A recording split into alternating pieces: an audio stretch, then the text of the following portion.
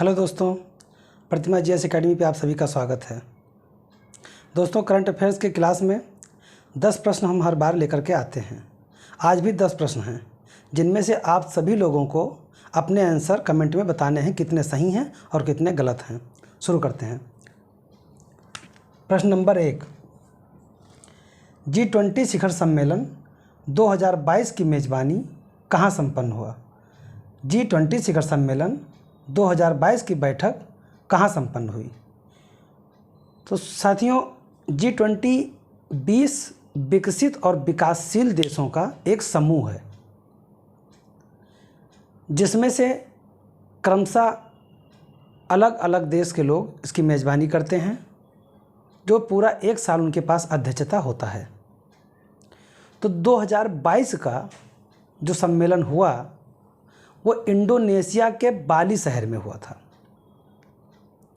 2021 में रोम में हुआ था, इटली में, और 2023 में भारत में होगा और 2024 में ब्राज़ील में होगा। तो साथियों, इसका आंसर G20 शिखर सम्मेलन 2022 की बैठक इंडोनेशिया में बाली में हुआ। बाली में ये हुआ 2022 में। इटली के रोम में 2021 में हुआ।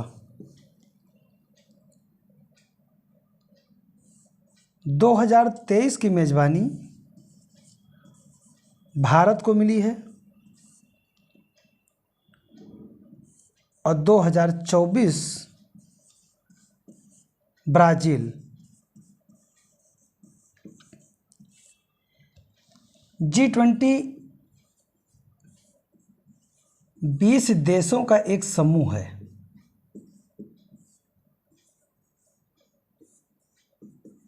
एक समूह है जो पूरे विश्व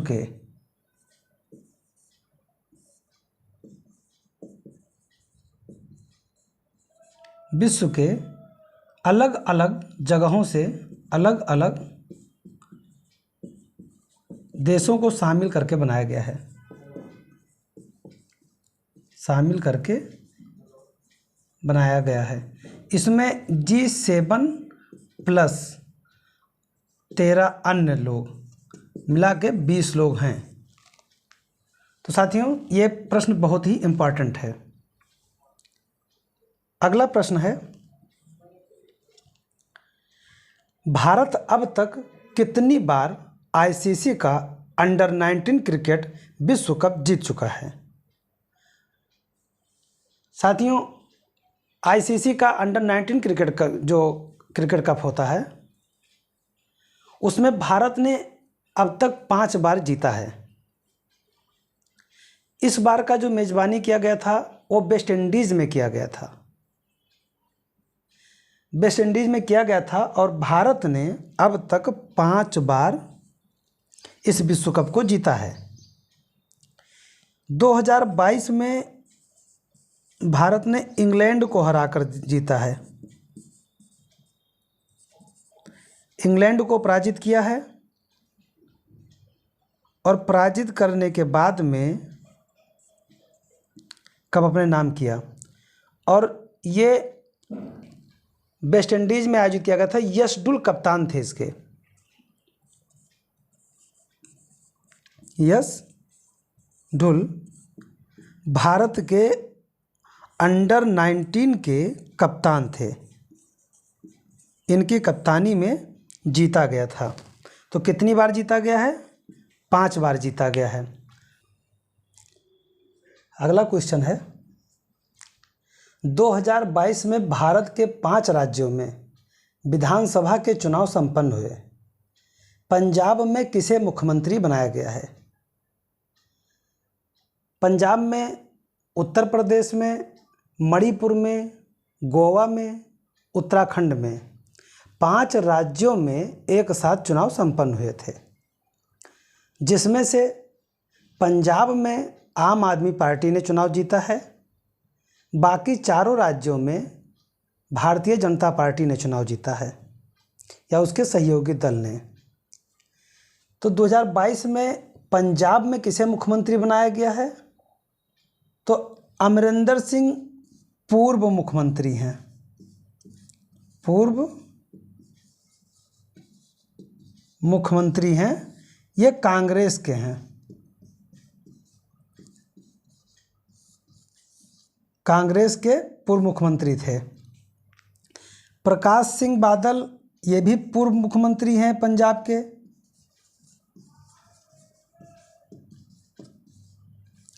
ये अकाली दल के थे।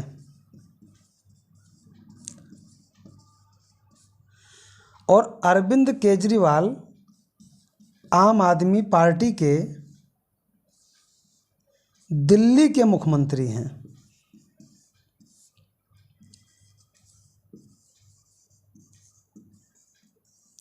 दिल्ली के मुख्यमंत्री हैं। तो बचा कौन? भगवंत मान सिंह। तो भगवंत मान सिंह यहाँ के 17वें मुख्यमंत्री बने हैं, 17वें मुख्यमंत्री बनाए गए हैं। ये किस पार्टी से हैं? ये भी आम आदमी पार्टी से हैं। तो आम आदमी पार्टी ने पंजाब में कितने सीटों पे चुनाव जीता है? तो 117 सीटों में से 92 सीटें आम आदमी पार्टी ने जीता है। टोटल वोट वैल्यू का 42% वोट आम आदमी पार्टी ने प्राप्त किया है। भगवंत मान सिंह 2014 में ये सांसद निर्वाचित हुए थे।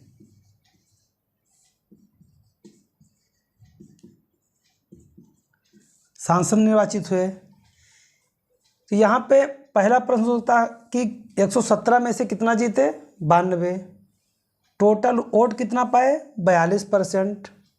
मुख्यमंत्री किस नंबर के हैं? 17वें हैं। इन्होंने शपथ कहाँ पे लिया? तो इन्होंने शपथ लिया था शहीद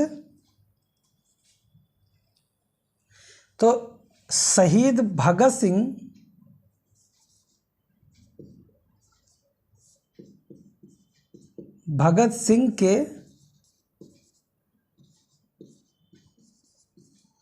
पैतृक गांव खटकर कला में इन्होंने शपथ लिया था। तो शपथ ग्रहण समारोह शहीद भगत सिंह के पैतृक गांव में हुआ था, खटकर कला में। इनको टोटल वोट मिला था 42%, सीटें 92, मुख्यमंत्री 17वें, पार्टी आम आदमी पार्टी। तो इतने प्रकार के प्रश्न बन सकते हैं। अब यहाँ पे प्रश्न ये आता है कि अन्य जगह पे जो और चुनाव हुए, जैसे उत्तर प्रदेश में चुनाव हुआ, तो उत्तर प्रदेश में 403 सीटें हैं, जिनमें से बीजेपी को 255 मिला और इनके सहयोगी को मिला करके 273 सीटें मिली और मुख्यमंत्री बने योगी जी। फिर हुआ मणिपुर में चुनाव। मणिपुर में भी बीजेपी ने जीता, 60 में से 32 सीटें बीजेपी ने प्राप्त किया और सरकार बनाया। गोवा में भी बीजेपी का सरकार बनी, जो 40 में से 21 प्राप्त किए। और उत्तराखंड में भी बीजेपी का सरकार बना, जो 70 में से 47 सीटें जीतने में सफल हुए। तो 4 जगह तो बीजेपी के सरकार बने और पंजाब में आम आदमी पार्टी का सरकार बना, यानी आप का सरकार बना। अगला प्रश्न है, यूएनईपी की एनुअल फ्रंटियर रिपोर्ट 2022 की ध्वनि प्रदूषण शहरों की सूची में भारत के कितने शहर शामिल हुए हैं? तो UNEP united nation environment programme के जिसका मुख्यालय केन्या की राजधानी नैरोबी में है, उसके द्वारा एनुअल फ्रंटियर रिपोर्ट जारी किया जाता है और उसमें अलग अलग देशों के 62 शहरों को शामिल किया गया था जो ध्वनि प्रदूषण से संबंधित हैं, जिसमें सबसे ज़्यादा ध्वनि प्रदूषण से जो प्रभावित है वो बांग्लादेश की राजधानी ढाका है और नंबर 2 पर हमारे उत्तर प्रदेश का मुरादाबाद है और नंबर 3 पर पाकिस्तान की राजधानी इस्लामाबाद है। और भारत के इन 62 शहरों में 5 शहर शामिल हैं। तो यूएनडीपी यूनाइटेड नेशन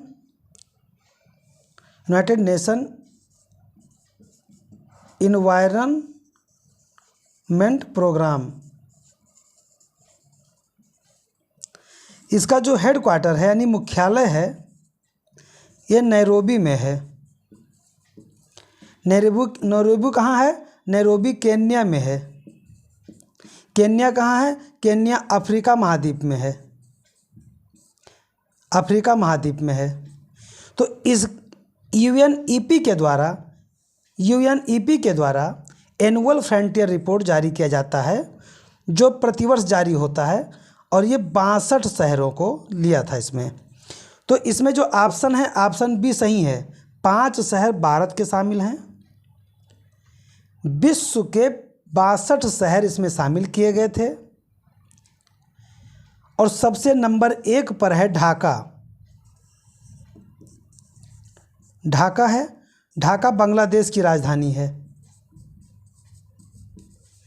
बांग्लादेश की राजधानी है। और नंबर 3 नंबर पे इस्लामाबाद है।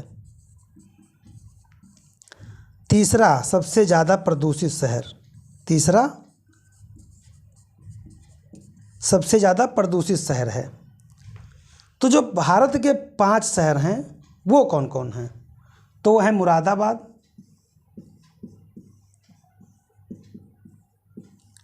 कोलकाता,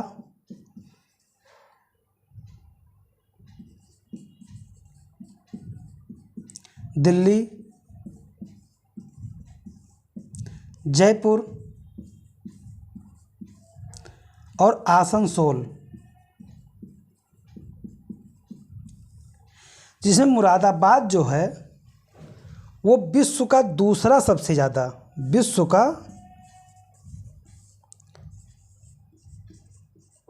दूसरा सबसे ज़्यादा प्रदूषित है।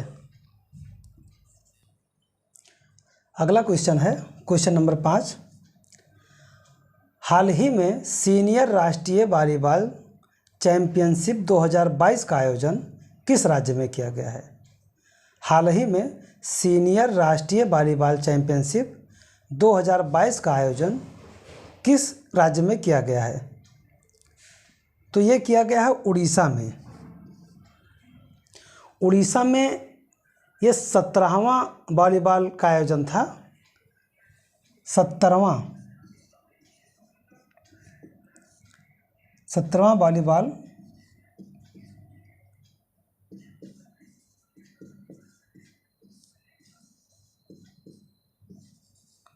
का आयोजन किया गया है। ये उड़ीसा के भुवनेश्वर में किया गया है।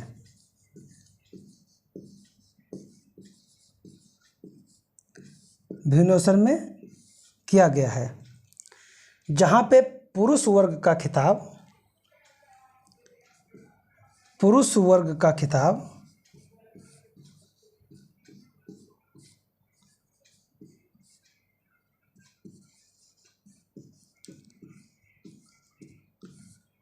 जीता है हरियाणा ने। हरियाणा ने पुरुष वर्ग का खिताब जीता है। और जो महिला वर्ग का खिताब है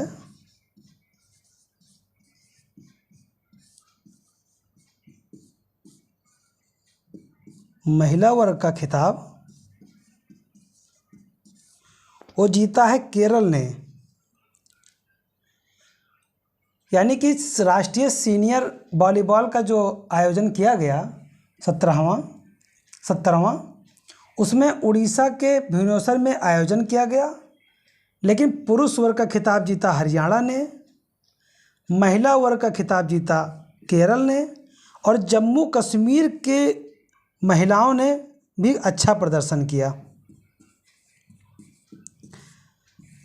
जम्मू कश्मीर की महिलाओं ने भी अच्छा प्रदर्शन किया। तो जो प्रश्न हमारा है, हाल ही में सीनियर राष्ट्रीय वॉलीबॉल चैंपियनशिप 2022 का आयोजन, तो इसका आंसर है उड़ीसा के भुवनेश्वर में। अगला प्रश्न, निम्न में से कहां पर एशिया का सबसे बड़ा गोवर्धन यानी बायो सीएनजी संयंत्र का स्थापना किया गया है? गोवर्धन बायो सीएनजी का स्थापना कहाँ पे किया गया है? तो ये किया गया है इंदौर में किया गया है। ये एशिया का सबसे बड़ा है।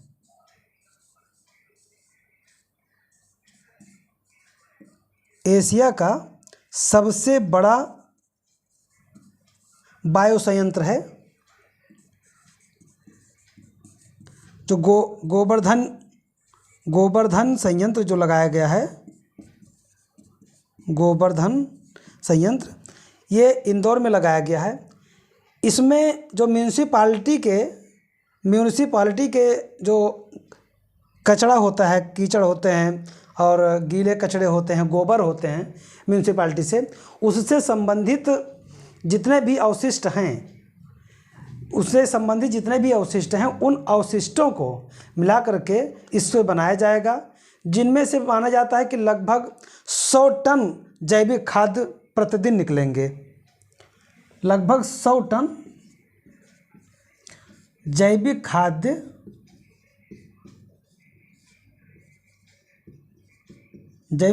प्रतिदिन निकलेंगे, प्रतिदिन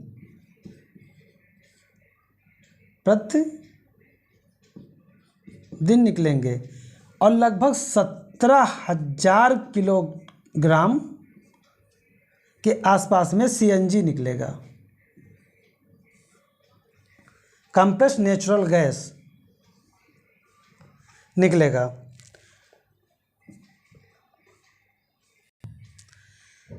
तो जो जैविक खाद्य 100 टन जैविक खाद्य प्रतिदिन और 17,000 किलोग्राम सीएनजी निकलेगा। और इससे सबसे ज़्यादा जो फायदा होने वाला है, जो बायो संयंत्र लगाए जाएंगे, इससे सबसे ज़्यादा फायदा होगा पर्यावरण को। इससे जो हमारा ग्लोबल वार्मिंग है, वैश्विक तापन है, उसमें कमी आएगा।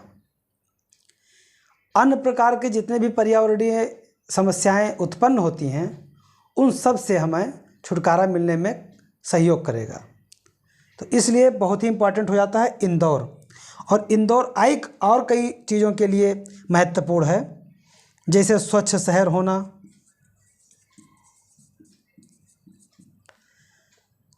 जल समस्या का समाधान इंदौर ने कर रखा है, ODF प्लस में इंदौर सबसे आगे चल रहा है।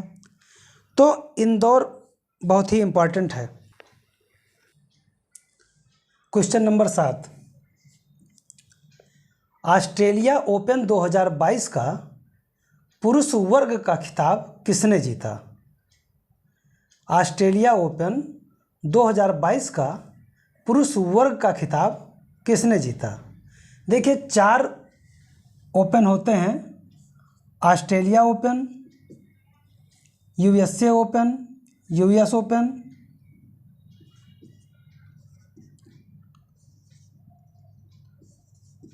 ओपन, जिनमें से ऑस्ट्रेलिया सबसे पहले होता है, फ्रांस ओपन होता है। तो ऑस्ट्रेलिया ओपन में जो पुरुष वर्ग का खिताब जीता गया है, तो एशले बार्टी और डेनियल कॉलिंस, इन्हें तो आप काट दीजिए क्योंकि ये महिला हैं। ये दोनों कौन है? ये महिला हैं। तो जो ऑस्ट्रेलिया ओपन के जो महिला वर्ग का खिताब है 2022 का, तो उसे एशले बार्टी ने जीता है, महिला वर्ग का खिताब।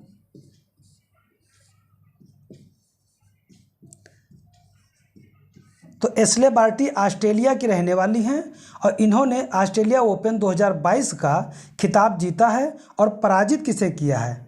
पराजित किया है डेनियल कॉलिंस को। तो डेनियल कॉलिंस ये अमेरिका की हैं।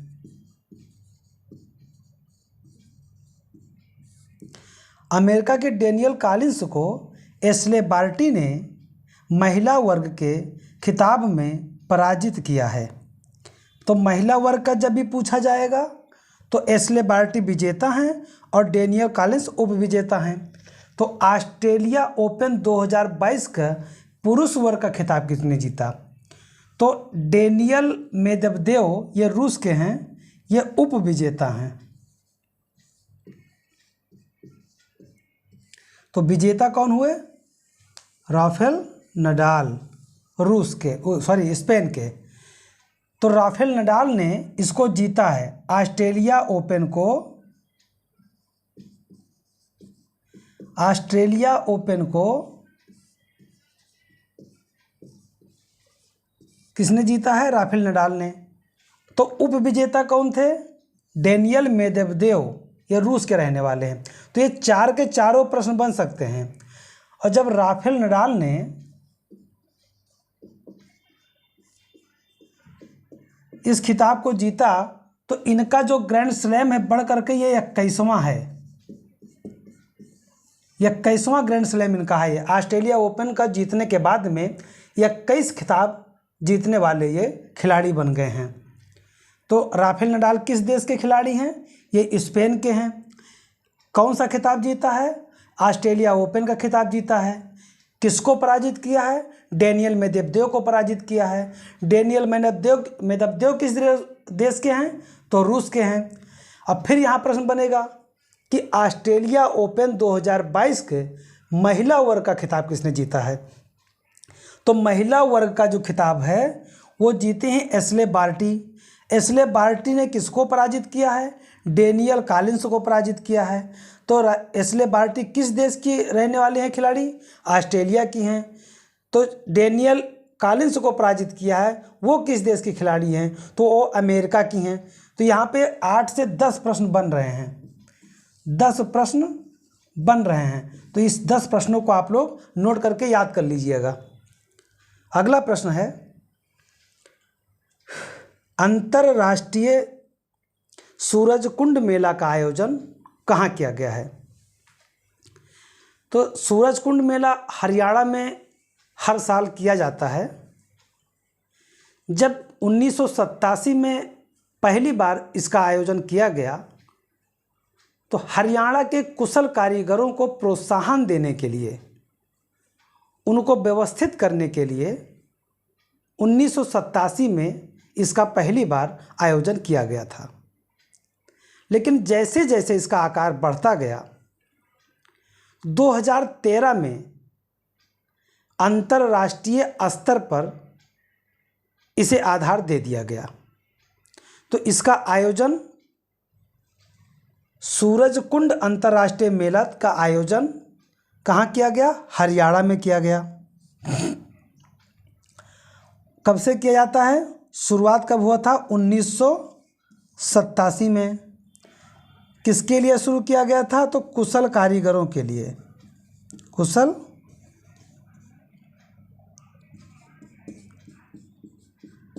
कुशल कारीगरों के लिए शुरू किया गया था। लेकिन जैसे जैसे इसका आकार बढ़ता गया तो 2013 में इसे अंतर्राष्ट्रीय स्तर पर कर दिया गया। अंतर्राष्ट्रीय स्तर पर कर दिया गया। तो 2013 से मनाया जाता है। तो अब इसके साथ एक कोई भागीदार राज्य होता है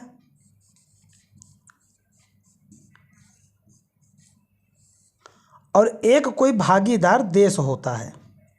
एक राज्य होता है शामिल, जिसको शामिल किया जाता है, और एक भागीदार देश को शामिल किया जाता है।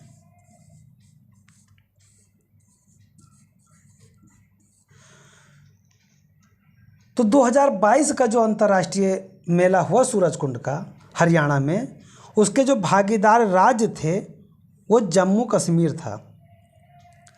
जम्मू कश्मीर को भागीदार राज्य बनाया गया और मध्य एशिया का एक देश है उज्बेकिस्तान, तो उज्बेकिस्तान को भागीदार देश बनाया गया। तो इसका जो आंसर है प्रश्न का कि आयोजन कहाँ हुआ, हरियाणा में। भागीदार राज्य कौन था, जम्मू कश्मीर। भागीदार देश कौन था, उज्बेकिस्तान। तो यहाँ से भी 4 से 5 प्रश्न बन सकते हैं। शुरुआत कब हुआ, 1987 में। क्यों शुरू किया गया था, तो कुशल कारीगरों को प्रोत्साहन देने के लिए, उनकी व्यवस्था के लिए, उनको प्रशिक्षण के लिए। अंतर्राष्ट्रीय स्तर का प्राप्त किया 2013 में। भागीदार राज्य इस बार का कौन था, तो जम्मू कश्मीर। भागीदार देश कौन था, उज्बेकिस्तान, तो उज्बेकिस्तान भागीदार देश था। क्वेश्चन नंबर 9, हाल ही में भारत के किस राज्य ने सर्वप्रथम शिक्षक भर्ती में ट्रांसजेंडर समुदाय को आरक्षण प्रदान किया है। यानी कि शिक्षक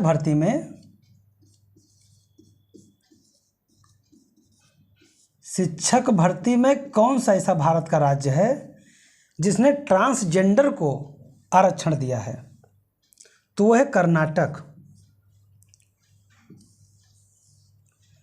कर्नाटक ने ट्रांसजेंडर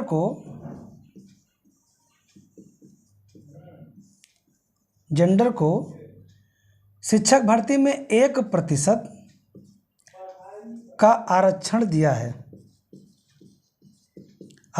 है और ऐसा करने वाला यह भारत का प्रथम राज्य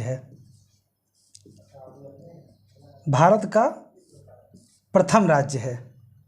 तो यह प्रश्न आ सकता है कि ऐसा कौन सा राज्य है, तो राज्य कर्नाटक हो गया। कितने % का आरक्षण दे रहा है, 1% का दे रहा है। किस भर्ती में दे रहा है, शिक्षक भर्ती में दिया है। अगला प्रश्न है, ऑपरेशन आहट चर्चा में रहा, यह किस विषय से संबंधित है, तो ऑपरेशन आहट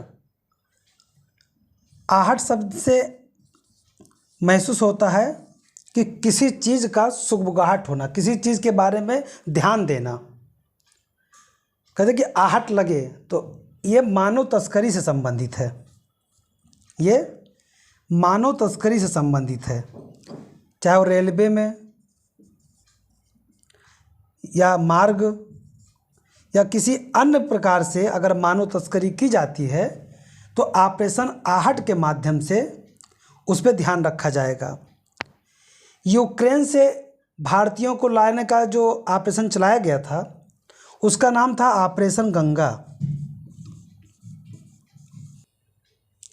तो ऑपरेशन गंगा के माध्यम से यूक्रेन में जब रूस ने आक्रमण किया तो वहाँ पे फंसे हुए जो भारतीय थे उनको ऑपरेशन गंगा के माध्यम से भारत लाया गया। तो यूक्रेन किससे संबंधित है, ऑपरेशन गंगा से। मानव तस्करी किससे संबंधित है, ऑपरेशन आहट से। तो अफ़गानिस्तान से जब भारतीय को लाया गया था, जब वहाँ पे तालिबानियों ने कब्जा कर लिया और वहाँ से भारतीयों को लाया जाना था, तो ऑपरेशन देवी